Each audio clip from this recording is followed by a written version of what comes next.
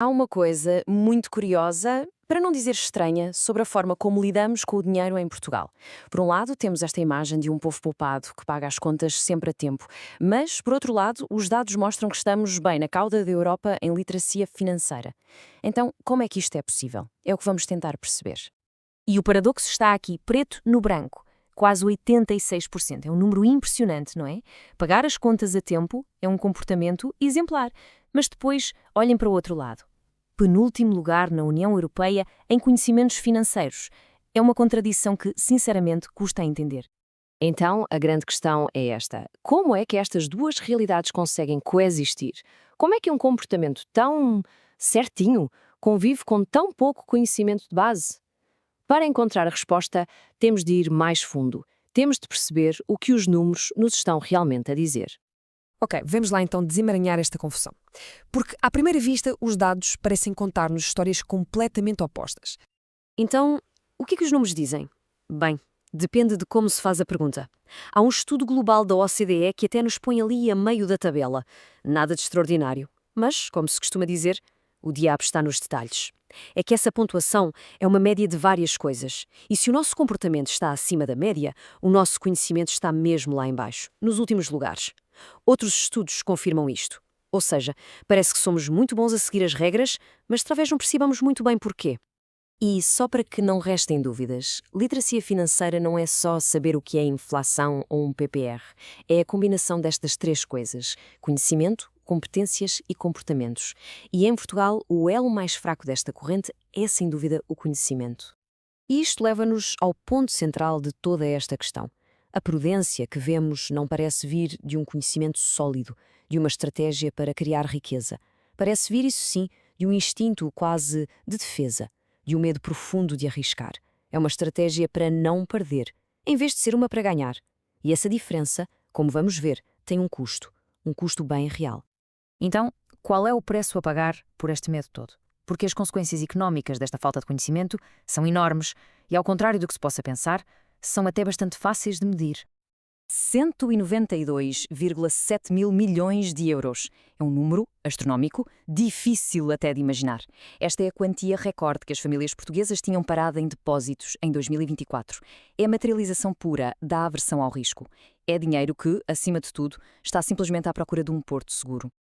E esta mentalidade fica claríssima quando olhamos para onde está alocada esta riqueza. A esmagadora maioria, claro, no imobiliário. A seguir, mais de 21% em depósitos bancários, parado. E depois, as ações, 0,6%, quase nem se vê no gráfico. É o retrato de um país que, por alguma razão, não confia de todo nos mercados financeiros. O problema é que esta segurança é uma ilusão. Tem um custo invisível, um ladrão silencioso chamado inflação. Esta obsessão por não perder ignora completamente que manter o dinheiro parado não é seguro. Pelo contrário, é a forma mais lenta, mas também a mais garantida, de perder poder de compra. No fundo, o medo de uma possível perda no mercado acaba por criar uma perda certa na conta do banco. Mas de onde é que vem este medo todo? Para percebermos isto, temos de ir um pouco mais fundo, talvez até às raízes culturais e psicológicas desta nossa relação com o dinheiro. A verdade é que em Portugal, falar sobre dinheiro é um tabu. Não se fala à mesa, não se fala com os amigos, é quase falta de educação. E como diz muito bem o docente Ricardo Emanuel, este silêncio tem um custo muito elevado. Impede que se aprenda, que se partilhem experiências e, no final do dia, acaba por perpetuar os mesmos erros geração após geração. E o resultado disto tudo é um ciclo vicioso, uma autêntica armadilha. Pensem nisto. A falta de conhecimento alimenta o medo dos mercados. Esse medo leva à inércia, a não fazer nada, a deixar o dinheiro parado. E como não se faz nada, não se aprende, o que, claro, reforça a falta de conhecimento inicial. É um ciclo que se alimenta a si próprio e do qual é muito, muito difícil sair. Mas, e há sempre um mas, a boa notícia é que este ciclo pode e deve ser quebrado. Então, como é que passamos do problema para a solução? Bem, felizmente existe um caminho. E a verdade é que nem é preciso inventar a roda.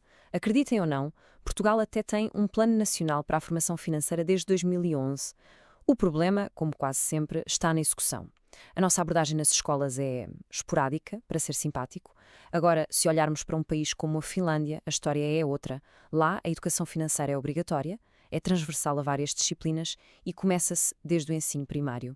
A diferença não está na intenção, está mesmo no compromisso e na escala com que se fazem as coisas. Então, o que é preciso fazer? O roteiro é relativamente claro e passa por 3 frentes, quase como um esforço conjunto. Primeiro, a nível político, é preciso levar a educação financeira nas escolas a sério, torná-la obrigatória e transversal. Segundo, o setor financeiro tem um papel: simplificar os produtos, ser mais transparente e ajudar a educar para reconstruir a confiança que se perdeu. E, por fim, uma parte que depende de cada um. Precisamos de começar a falar sobre dinheiro, quebrar o tabu e talvez, só talvez, dar aquele primeiro passo para investir, mesmo que seja com pouco, só para começar a aprender. As mudanças nas políticas são essenciais, claro, mas a verdadeira transformação começa num sítio muito mais próximo, em casa, nas conversas entre amigos, em cada um de nós. Se o silêncio é a raiz do problema, então a conversa tem de ser o início da solução. E isto deixa-nos com uma pergunta, talvez a mais importante de todas. Se o dinheiro é um tabu, qual é, afinal, a primeira conversa que precisamos ter para começar a quebrá-lo?